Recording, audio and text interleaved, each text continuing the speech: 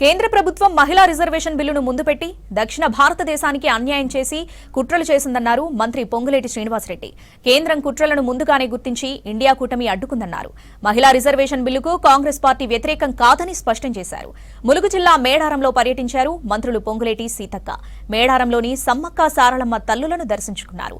మేడారం ప్రాంగణంలో జరుగుతున్న అభివృద్ధి పనులను పరిశీలించారు. వీలైనంత త్వరగా పనులు పూర్తి చేయాలని అధికారులను ఆదేశించారు. పనుల్లో నాణ్యత లోపించకుండా పటిష్ట చర్యలు చేపడుతున్నట్లు తెలిపారు మంత్రులు.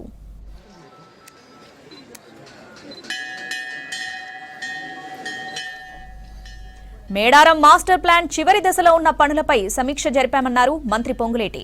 కొద్ది రోజుల క్రితం గద్దెల ప్రాంగణంలో స్థానిక పూజారి కుమారుడు యూవిన్ కాలు విరగడం బాధాకరమని చెప్పారు.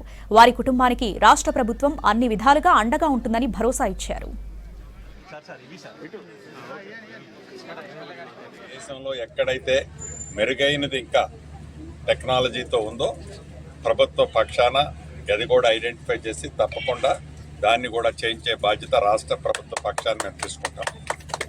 ఇక్కడ విమర్శలకు తావులేదు. అటువంటి చిన్న ఎపిసోడ్ని గౌరవ ముఖ్యమంత్రి గారి దృష్టికి స్థానిక శాసనసభ్యురాలు తీసుకురావడంతోనే అన్న వాళ్ళని జాగ్రత్తగా ప్రభుత్వ పక్షాన్ని కాపాడుకుందామని చెప్పడం జరిగింది.